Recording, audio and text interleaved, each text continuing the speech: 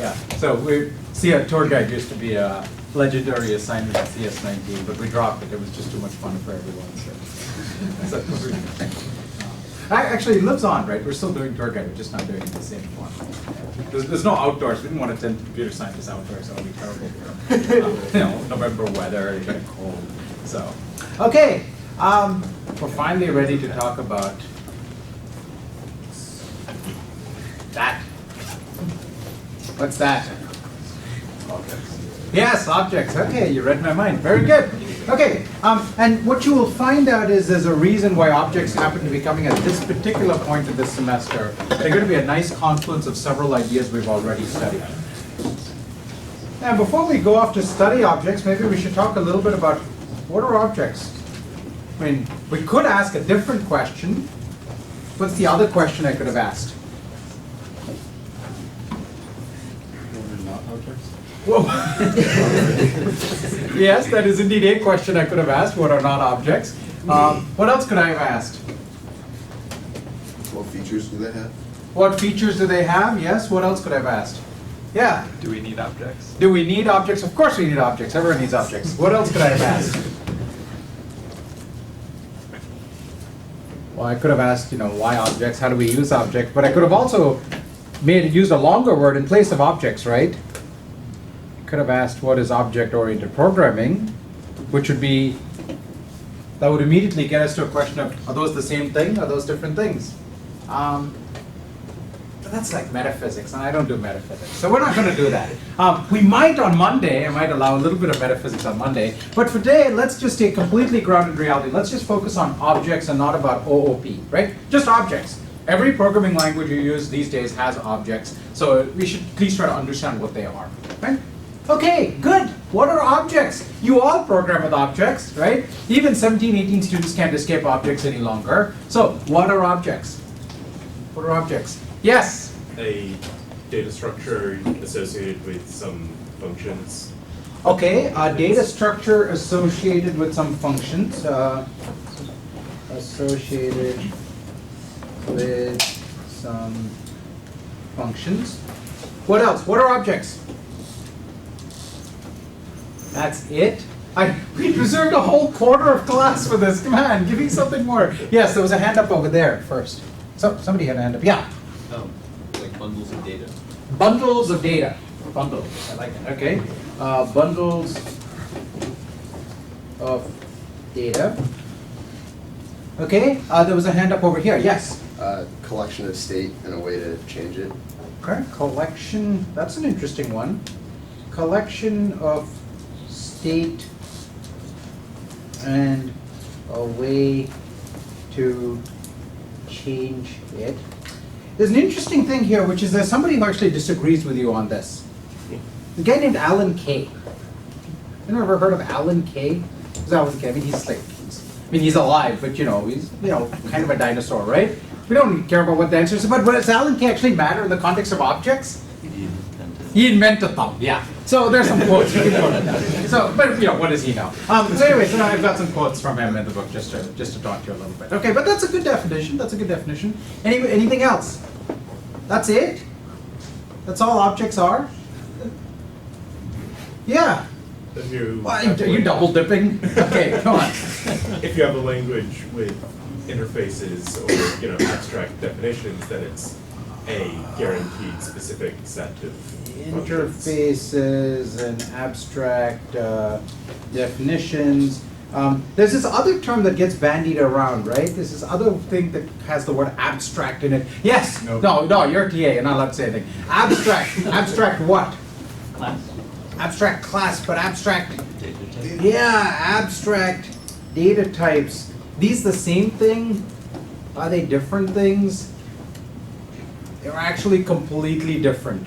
Okay? No OO textbook will ever tell you that, but they're actually completely different. And it might be a worthwhile topic for us to talk about maybe next class if we have a little time. Okay? What is the distinction between these? But again, that's metaphysics, so we'll hold off on that for now. Yes? You're missing inheritance. Oh, well, okay. So, yeah, there's inheritance. So is that, I maybe they're not. Maybe they don't miss it at all. Inheritance? What does that have to do with objects? Yeah? Allows you to arrange them in a hierarchy. Yeah, allows you to arrange in a hierarchy, and then we get to questions about what does that hierarchy mean. So, tell you what, for today I'm going to pretend there's no inheritance, okay? That will be the subject of basically most of the subject of Monday. A good chunk of Monday will be about inheritance, okay? So for today, let's just put inheritance to the side, because it'll turn out there's enough interesting just getting to the basic stuff without worrying about inheritance, right? Okay. So what are some of the characteristics of objects? If you set aside inheritance, what kinds of attributes do you think of objects having? So they're kind of these, we've agreed they're kind of these bundles, collections, data structure associated with, and notice the word functions, plural, right? So there's plural over there, plural over there, plural over there, and I'm gonna, as I said, I'm just gonna ignore this point for now. But it's all about plurality, right? It's something about plurality. It's like a collection of a bunch of things together as opposed to just one thing, right? That somehow seems to be fundamental to what objects are, right? Okay, what characteristics do they have? What kinds of things do you expect, what features do you expect an object language to have, an object system to have? Yes? The object has fields and methods. Fields and methods. And that's an interesting question. You know, there are people who feel maybe fields are perhaps a problem, right? That fields are problematic. Why could anyone possibly consider fields problematic? So I'm going to diverge a little bit into programming methodology here.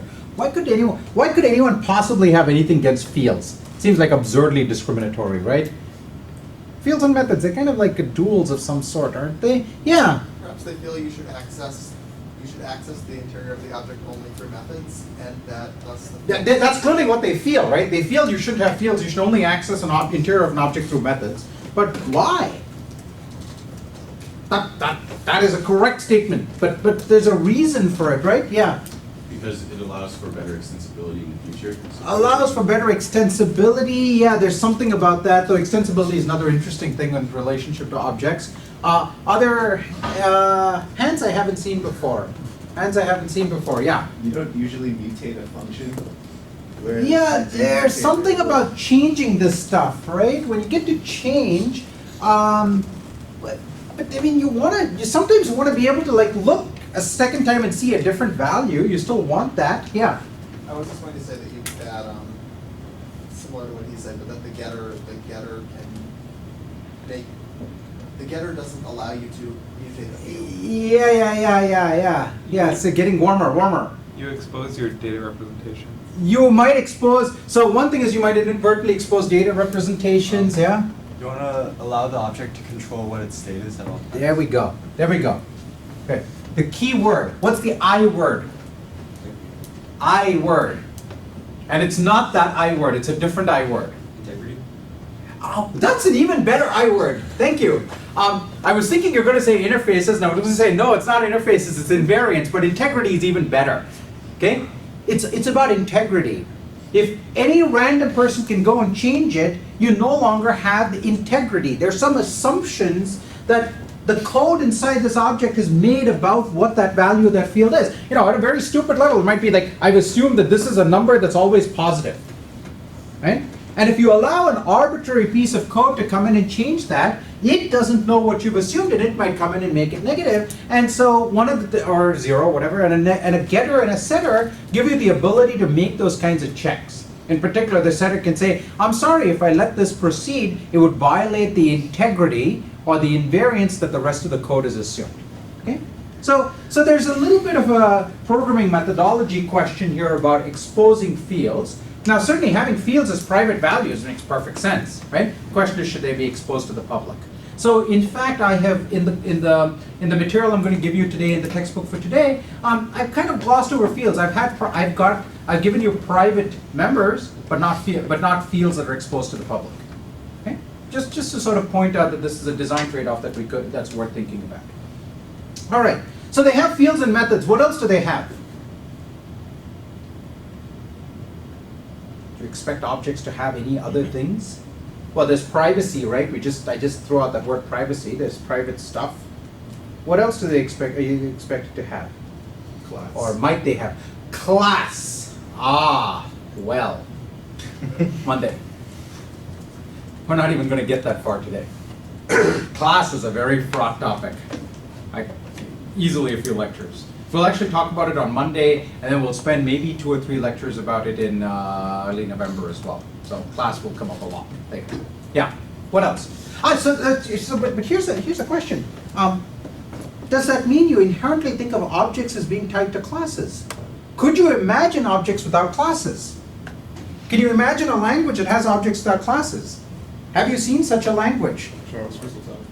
Sorry? JavaScript. JavaScript and? Parseltongue. Sorry. And in fact, it's increasingly the case that modern languages tend to have objects without having necessarily a class that goes with it, right? In fact, in JavaScript, the notation for writing an object in a class-free fashion is so useful, it's become an internet standard in its own right that every other language now implements. Yes? You know whereof I speak? JSON, right? And in fact, we even use it in the output of your Parseltongue tools, right? Even though there's no JavaScript going on anywhere. Just because the ability to just write down an object is actually a really valuable thing. If objects are that useful, you should be able to write them down anonymously, right? Java takes the point of view that that's not a good thing, right? The only way you can manufacture one is to create a class, give it a name, sort of, and then you make an instance of it. But, you know, now that we're like okay with Lambda, we should be okay with just being able to write down an object, except it has some implications for type systems which JavaScript doesn't have, so it doesn't have to worry about it. Okay? So some of this stuff comes back on itself a little bit, does bite you a little bit later on. Okay? But it's certainly reasonable to say it might be possible, okay, for a language to have objects without having classes. Okay, good. So classes are an optional thing. What else? What other characteristics do you associate with objects? It's a big one, big one, big one. Polymorphism. It's the polymorphism. No, I have no idea what that means. Big one. What do you mean by polymorphism? Well, Big word. See, they get you in trouble. What do you mean by polymorphism? well, you can have a like runtime like function lookup. Yeah. So there's something. Okay. So one of the reasons I dislike using the word polymorphism is it turns out that in programming there are 2 completely different things called polymorphism.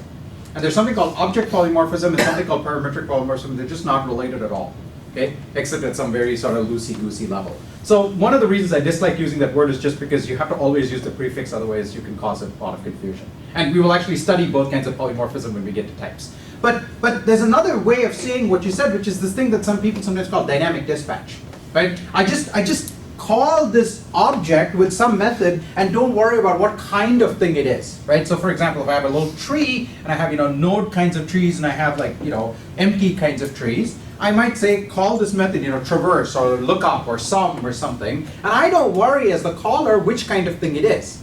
Now, if you wrote similar code in object-free Racket, you'd have to write a cond over there. You know, to say which kind of tree is it, and if it's this kind of tree, do this kind of thing, if it's that kind of tree, do that kind of thing.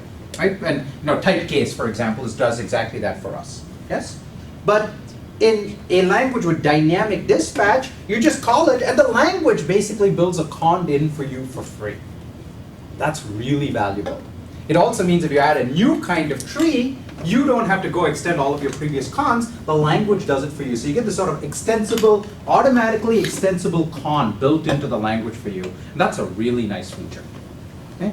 It has implications for other things, of course. You don't get anything for free. We'll talk about them when we get to types. But it's certainly a very nice feature, and I think that's the one you were referring to. Right? So there's dynamic dispatch. Good. What you will notice is dynamic dispatch simply falls out as a consequence of what we're going to do today. I have it in the textbook, but it turns out you don't have to, if you build objects in certain ways, they just have dynamic dispatch. You don't have to do work to make sure they don't. Which is kind of an interesting thing. Yeah. Is that basically, so if you have dynamic dispatch, then that gives you duck typing? Or I have no idea what that means. In fact, I literally believe nobody in the universe knows what duck typing means. I'm convinced of that. I've tried several times. So, yeah. And we're not going to worry about types yet. So we're just ignoring the whole classification of data, and we're going to spend a month and a half on it. So, yeah. What else do you want your objects to have? Come on. At this point, all you have, okay, is here. Let's do this. Let's add this to our core language. Okay. So I'm going to add a new kind of bundled value called an object B. an object V has a list of symbols, which are the names of the members, right? In this case, they're all just method names. And then there's a list of values. Now, members are, what are methods? What are methods? What are methods? Members that are functions. Members that are functions. We've only got functions, right? We've only got functions as values. So we don't need to invent a new thing just for that, right? Well, maybe we do. We'll get back to that, okay? Just maybe. So all we have is a list of values, and those values are functions, and if they're functions, you just invoke them, right? We already have functions in our language. We already have application in our language. So we don't need to invent a new thing called a method. It's just already there. Yes? Questions about this value type? No questions. Good.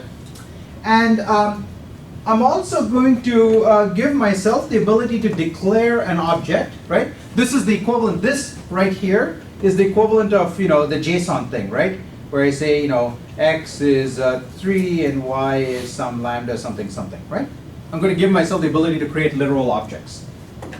So an object has a list of names and a list of expressions, right? Notice there are expressions here and values here, because what happens when I go from here to here? When I go in that direction? I'm going to evaluate, right? I'm going to have these expressions, and they're going to get interpreted. They're going to get values, and the values are what I'm going to store in the actual object. Okay? Yes? Do you really want them to be anonymous? Do we really want what to be anonymous? Our object definition. Oh, yeah. Well, good question, right? This goes back exactly to that question about do things have classes or not, right? And I'm taking here the sort of the scripting point of view, if you will, right? That you can just write an object anywhere you want, and it doesn't have to have a class. You could argue that objects inherently get a class by virtue of the members that they have. And that's another type system question that I hope to explore in November, right? Is the structure of something determine what it is, or do I have to actually give it a name and say, this is a such and such kind of thing, right? That's a question we'll explore when we get to types. So for now, it's certainly more flexible to just say objects can just be objects. And then later on, we might wish to put restrictions on our objects that prevent us from doing certain bad things and maybe enable us to do some good things, okay? So for now, I'm going to take a much more lightweight point of view. Classes aren't even necessary. Okay, so I've got objects, okay? How do I get something out of an object? What existing part of my language lets me get something out of an object?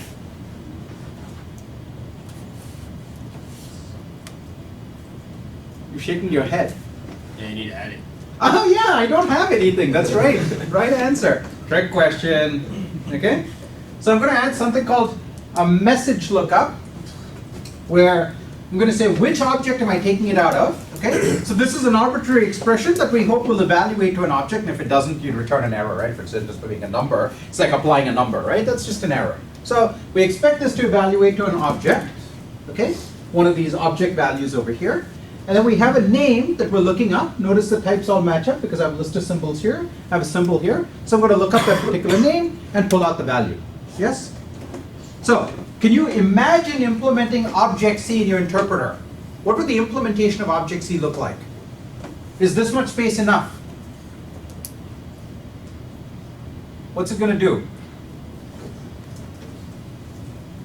Nobody? Just gonna make a table. It's just going to walk this thing. It's going to make an object V, right? By just walking or mapping over these, copying the symbol over here, and just interpreting the right-hand side, right? Okay.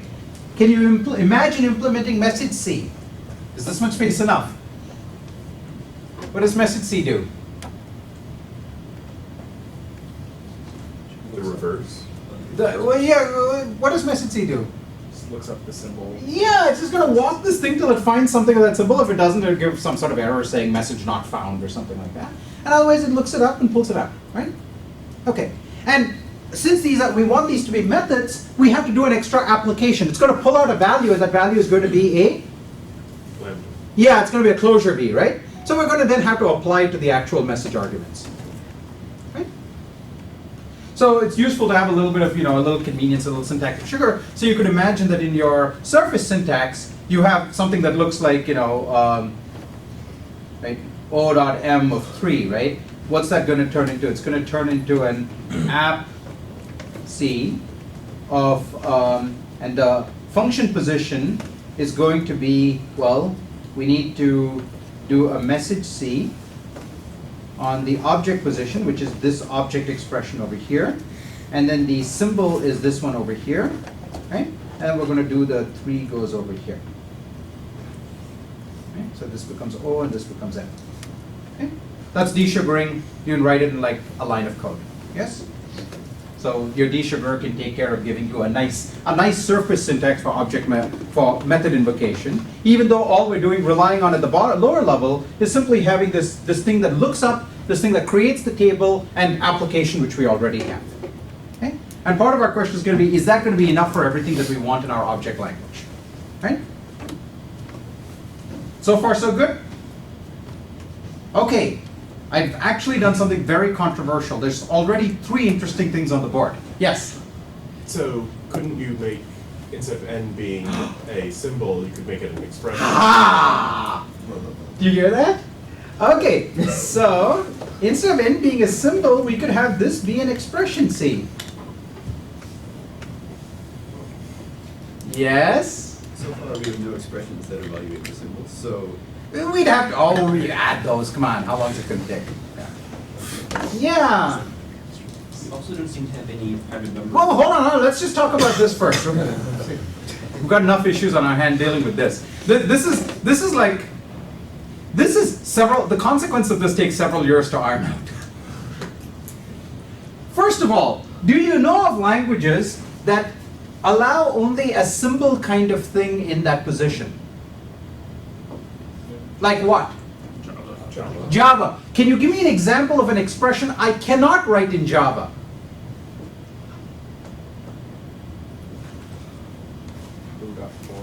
Yeah, okay, go ahead. O dot. Sorry? 4. Well, sure, I can't write O dot 4, but that wasn't the intent, right? The intent was that I would write an expression that computes the name of the member. you can't write O Right? dot finish. So so this is certainly true, but the more subtle example is, yeah. You can't write O dot, then like some string. Like Yeah, so something like, look up member name, right? And that's the thing that's going to look up my member name, and then I'm going to apply that to 3, right? And look up member name is going to turn some representation of a member name. It's going to go off and compute and come back and say, M, right? It's going to evaluate M. You cannot write this in Java. Yes, you're all aware of this fact. There's absolutely no way you can write this in Java. Well, the reflection mechanism, okay, right, okay, so Java, okay, right? Okay, so, but notice what Java did. Java very explicitly took this feature and put it in a ghetto, right? It said, it said, maybe this is useful, but I'm not going to make this the default in the language because it's actually a very subtle and tricky thing. Okay? And we'll discuss some of the subtlety, especially when we get to types in November. Typing something like this is actually a nightmare. So Java said, we want the type system to remain simple and understandable, so we'll put that off in its own space. When do you ever use such a thing? You ever use such a thing in Java? Have you ever actually written code? Okay, how many of you have written code that used the reflection API to compute the name of a member and no, you have. Why did you use it? we were writing a server in CS18. We needed to be able to. Very good. Somewhere else. Why did you use it? Did you have your hand up, Annie? Huh? Did you have your hand up? I didn't, but my answer would have been the same. The same, yeah. I was parsing. Parsing, very good, yeah. CS18 was. Yeah, okay, so you have to do it when you have these sort of weird reflective things, or when you have the world providing values to you that somehow have to turn into member names, right? Another good place that this shows up in is if you write, object relational mapper, right? So then I have to do this thing where I have to go from string to member name to string. But it's pretty rare, right? Notice there's like 3 people in the class, right? And even that in a very specialized setting. So Java says, I want to make this hard because I don't want you doing this by default. And we'll see why, the consequences of the type system later on, okay? Now, are there languages that say, that's crazy talk, man, you should just give this to the programmer? PHP. So PHP, of course, I mean, that's sort of like the answer to all questions. Other languages. Perl. Perl, hey, he is. Okay, other languages. Smalltalk? I'm not exactly sure what the status of this in Smalltalk, to be honest. It's been a while since I did Smalltalk, but maybe, I don't know. Is it, do you know? I thought that was part of It's quite conceivable that this, it would make sense that this would be true of Smalltalk. Okay? You can Python, right? Yeah, Python, JavaScript, Ruby, right? I mean, in JavaScript, it is in fact the case that this is just bogus. This notation is completely syntactic sugar. Do you know what it is syntactic sugar for? Oh, left bracket. That's exactly right. O bracket double quote F. Literally, this is the syntactic sugar. This part goes here, this part goes here, and you could in fact write, you never need to write O.F. You could say, you could say O of M plus empty string, right? And this is equivalent to O.M. This happens to be true. The consequences of this we will discuss, okay? So for now, I'm going to take a more traditional point of view, which is I'm going to stick with symbols over here, okay? And because I want to explore this as one of the points in the design space.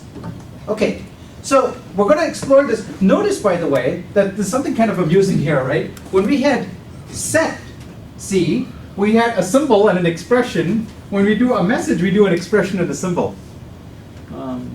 You might think about whether there's any connection there. Notice also that this thing here, does this remind you of something else? This list of names and a list of expressions. Does this look familiar? Sorry? Yeah? Yeah, Parseltongue has this attribute, but what in your core interpreters does this remind you of? Yeah, or even simpler, an environment, right? It's an environment. And is this the same thing as an environment? Is this a thing that's hidden inside the interpreter, or is this something that's been exposed to the programmer? It's been exposed to the programmer. So you might be tempted to say, hey, I don't need to create a new thing called an environment when I just have an object. You might, you should not. Because if you now allow random objects to be your environments, what does that break? Yes, everything. Correct. Okay? Everything. This is like the fundamental sin of JavaScript. Right? Is they said, oh, we could get away with one thing instead of two things. Really bad idea. And if you look at what's happening in JavaScript standardization, there's now this heroic effort to peel back and undo this mistake. Okay? And I'm using the word mistake because that's obviously what it is. Yeah. Are you saying that objects should not act syntactically like environments, or are you saying we just shouldn't call them environments for some philosophical? You should not make them be things that you can stick in. If you represent your environment as an object internally, that's your problem. If you expose that to the user, and even say, hey, you can take any other object and have it serve as your environment too, because environments are just objects, that's a problem. Okay? Yes, there was a hand up there. Actually, well, I'm just thinking about object methods. They're going to be closures with their own environment. So doesn't that mean that we do have to treat objects as like semi-environments for that case? Well, okay, good. So what you're saying is that this list of values is actually a list of, there's like Lambda expressions there, and those are closed over things, and so those have environments. Yeah, they're closed Yes. over other things in the object. That's exactly right, and the point I'm trying to make is environments are good and holy. Okay? Objects are useful, but you shouldn't conflate the two. So an object closing over environments is no different than a lambda closing over environments. That's perfectly okay. An object is just, as we're about to see, a very fancy lambda.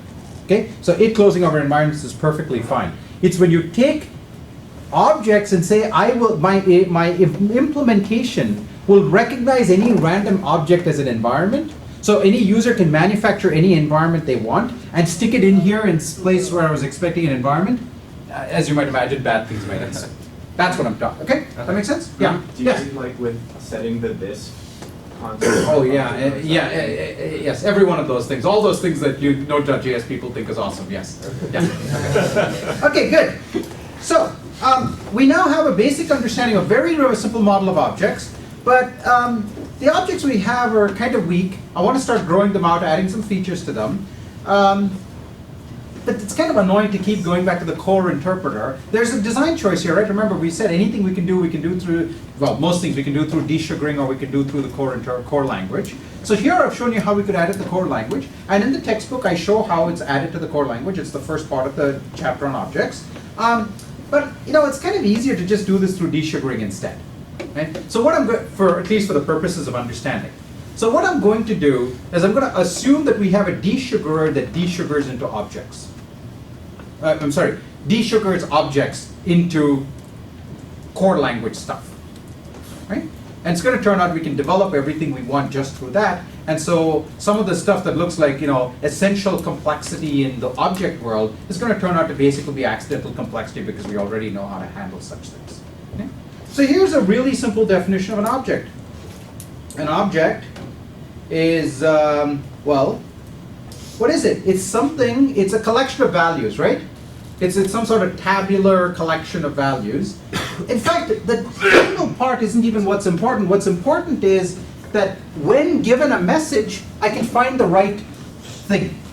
Right? That's all that really matters. The table is just an implementation choice. This is really important. Really important. Anybody who's used to a scripting language, keep this in mind. The table is an implementation choice. Okay? All that matters in an object is given the name of something I'm looking for, I can give it back to you.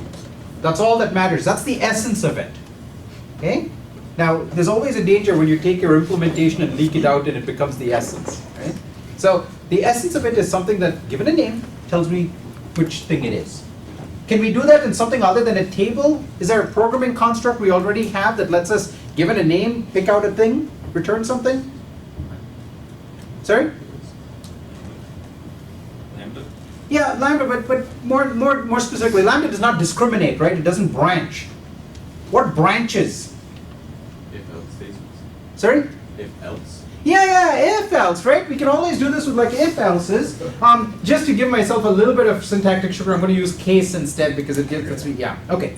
So an object is something that you tell it what you're looking for. Okay, I'm being sort of unhappily anthropomorphic here. Okay, you say, this is the member I'm looking for. M is the member I'm looking for. And it says, okay, I'll just do a dispatch on M. It's a symbol. So, if you want the add one, I'm going to give you back a lambda that takes an n and maybe gives me back n plus 1. And if you're looking for a sub 1, it takes n and gives me back n minus 1. Okay? That's it. We've given ourselves a very simple notion of objects already, right there. Okay? And how do we use this object? Well, I might say something like, O quote add 1. What does that evaluate to? What does O quote add 1 evaluate to?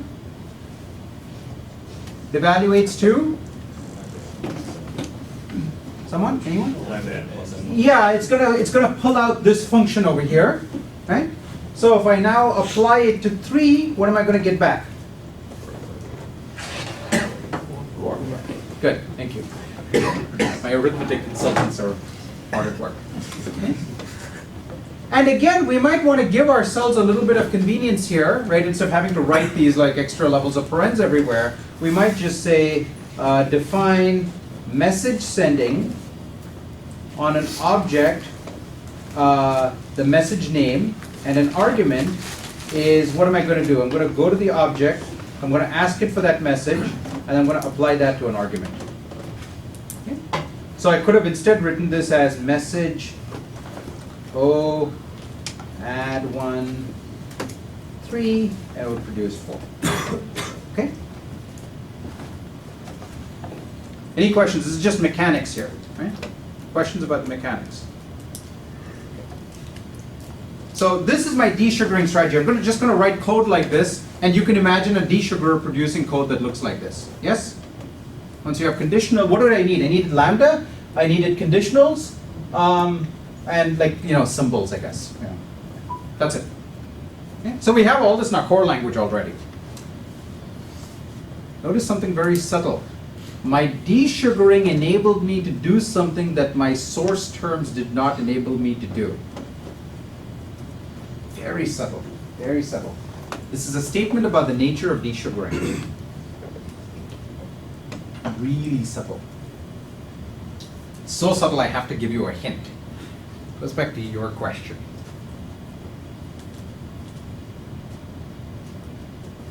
About symbols. Yeah. M can be any expression. Yes, exactly. This, in my desugared language, I have no restriction that says M must be syntactically a symbol, right? Now, in Racket, there's a way of doing that using something called a macro. I could check that it's actually a symbol. But as I've written it as a function, M could be any old expression that just happens to evaluate a symbol. So actually what I've done is I've gone and put JavaScript back in here, right? So in my desugaring, let's be sure that we're syntactically disciplined to always call it on a symbol. But this is a general statement about desugaring.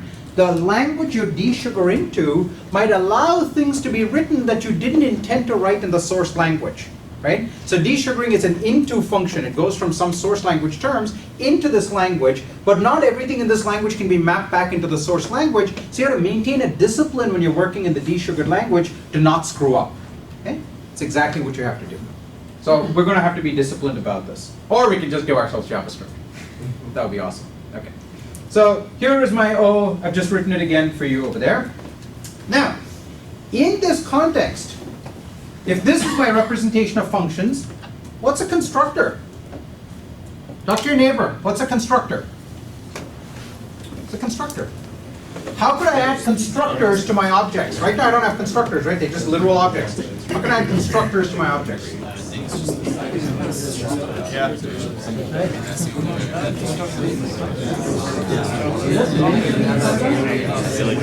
is literally. Yeah, that's the one that I like. So I look at that and Is the way that we're defining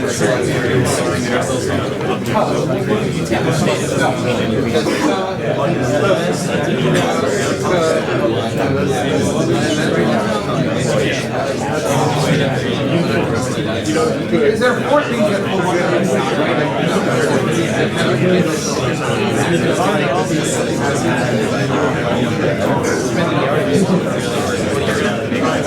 Okay, what does a constructor look like? Any ideas, suggestions? Constructors. What is a constructor doing? What's the essence of, this is what we're getting to, right? We know of constructors as features in something like Java, but now I'm asking us to get to the essence of things. What is the essence of a constructor? It's the essence of a constructor, yeah. A function that prepares and eventually returns an object. That's exactly right. It's a way of parameterizing the object at the point of its creation, so that you could create multiple different objects that are maybe differently parameterized, right? So how do we make constructors? What do we do to make this function into a constructor? This object into a object with a constructor. We could add new syntax. It's a constructor, or we could, Just make one function return object. yeah, make a function that returns an object. Okay. So here I have an object, lambda m case. This is a pattern for an object, right? It takes the name of a message, it does a case dispatch, and returns a function in each case. That's our pattern for an object. Okay? A constructor is simply that lambda over there, right? If you wanted to, you could write it, just to be really clear, you could write it as define O constructor 1 to be lambda x, right? That's your constructor right there, lambda m, and then everything else that we had before, right? So this is your object, and this is your constructor. So it's a function that takes some parameters and then returns an object, except of course there's this subtlety, right? The object needs to be, it needs to, you know, if you take like, I don't know, 15 or something, they'll say it needs to know its constructors. There's all this anthropomorphic stuff about knowing things and being aware of things and stuff like that, right? I don't like this stuff. It's closed over it. That's what it's saying. It's just saying that it's closed over the constructor argument. So here, because I have a lambda, this lambda m is obviously closed over whatever is there as x. Because x is free, right? X is free in the body, so it constructed a closure saying remember the value of x. That's all it is. Okay? So that's all a constructor is. It's just this extra function that makes objects for us. Now we're starting to, you might start to ask, well, is this a constructor? Is this like a prototype? Is this a class? Good questions, we'll get to all that, okay? But you start to see this looks an awful lot like, you know, classy kind of thing, right? Prototypey, classy kind of thing. Okay. Okay, good, one feature down. Next feature, state. Can we have state in our objects? Supposing I wanted to define, using this mechanism I've got so far, if I wanted to define, you know, take your canonical object, right? I mean, in increments and decrements, or it's a bank account, so I can, you know, submit things to the account and I can withdraw things from the account. Can't do that? Do that? Yes? If we have mutable variables again. Ah! So it depends on what we desugar into. If I had mutable variables, what would I do? Just mutate the variables. Okay? That's it. So state is pretty trivial. Okay? Again, I've got myself this constructor, so I've got this counter thing, and its constructor argument is what is the initial value of the counter? Maybe it's 0, maybe it's something else, and I can just mutate. So I didn't tell you what I was desugaring into. Okay? But notice now what I've used already. I have used two features that we talked about earlier. I've used lambda, and I've used mutation, right? In this particular case, I've done it through variable mutation. Could you have done it through like boxes instead? Think about it. Yeah, okay. So I've done it through mutation. So all I've done so far is use features we've already seen. Now, next feature. What is a static member? A static member. This one's a little tricky. So I want you to talk to your neighbors and think about how I could add static members. What does a static member look like in this desugaring pattern that I have? What's a static member?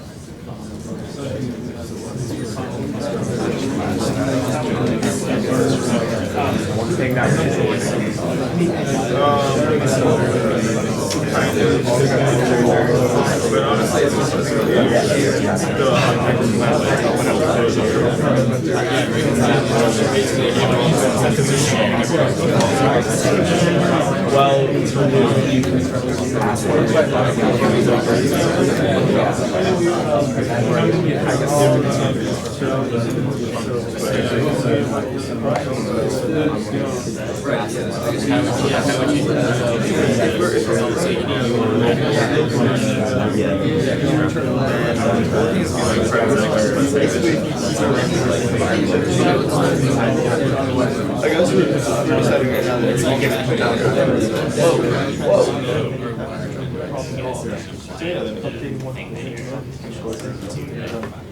Okay, answers anyone?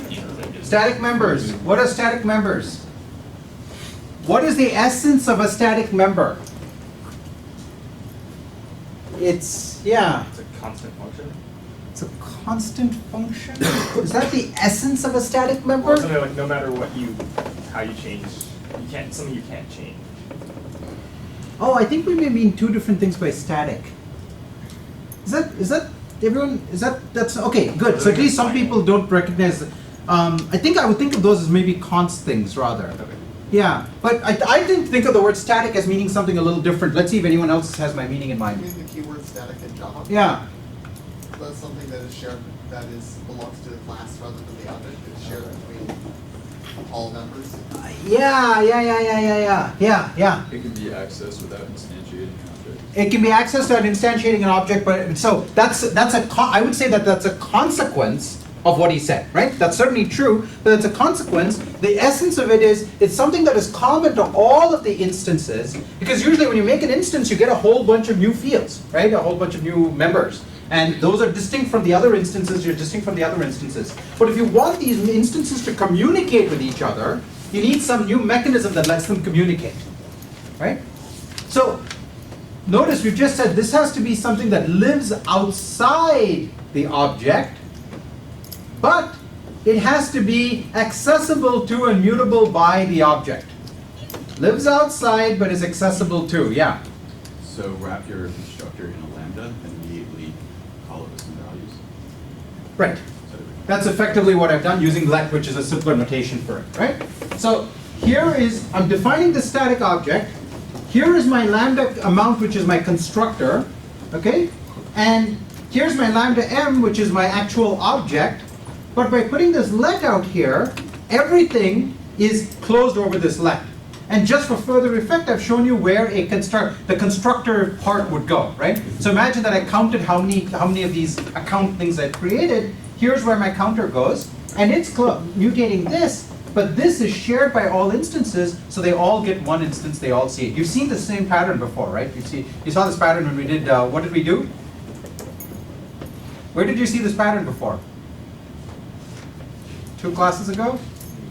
New lock, exactly. This is the new lock pattern, right? This lambda is closed over this counter, and you just get the next one, right?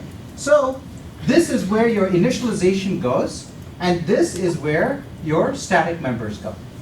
So I'm showing you how you can reconstruct every one of the things, the features you're used to, just by desugaring. Okay? Now for the big one.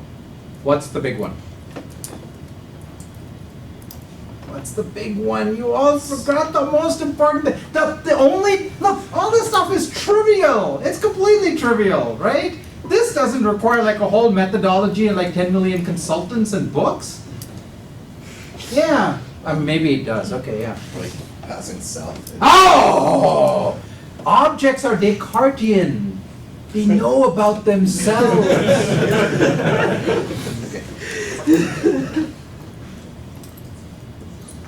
How do we make that? Notice I've given myself only 3 minutes, so I mean, it's either really hard. So well, there are 2 possibilities. We're either going to finish it right now, or it's going to turn into like homework. Those are the only 2 possibilities. Only 2 possibilities. Yes. You can do the set box thing that we did. Oh, break my heart. Yeah, you could. Yeah. And what would that do? Then you'd have a reference to it before you made it. There was a reason I led you through this discussion about cyclic stuff, where I pointed out the similarity between cyclic data and recursive. You remember I said recursive functions really means like kind of cyclic kind of functions that actually refer back to themselves, right? And I made this, I sort of walked you through cyclic data and then led to recursive functions and said there's a commonality here. And yet somehow functions and data are kind of different, but they're kind of the same, and objects drive that completely home. It's a data structure that is cyclic in its functions, right? Yes?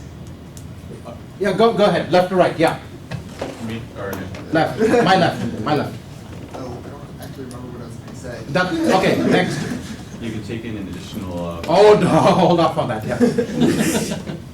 Same thing. Okay, yes, you remember. Oh yeah, what I was going to say is implicitly pass reference to the Oh, hold on. So here we go. This is the easy version, right? So I've got self here. I have to initialize self to be, remember we had this problem, right? There's this initial moment when I have to make the cell and it has to be there before it has its final value. So I initialize self, and then I mutate it to be the actual object. So notice, this is again, I'm following a very stylized version of code. Why am I being very stylized? Because? Why am I being stylized? The assumption is that a program wrote it, right? And programs don't do clever things, they're stylized, right? So the assumption is a program that wrote it, and which is the program that wrote it? Sugar. Yeah, or Sriram in this case, but Sugar, yes. Okay, so Sugar wrote this. So what did it do? It took the same object, but it stuck the lambda in over here instead. So it mutates self to refer to itself. So when I say message of self, which self am I getting? Which object am I getting? I'm getting the thing that was put into the box, which is lambda m. Voila. Or you could do the other trick. Okay? So just as we talked about in function application, we don't actually need mutation. We can just do it through the trick of self application. Okay? We could do the same trick over here, which is not over here. But basically what you would have is each of these things would take an extra argument called self, right? So it would turn into lambda self and x. Okay? And when you do the message send, message now looks like define message, takes an object, a method, and an argument. And previously we had an object, look up the method, and then apply that to the argument. Okay? Instead, we're now going to have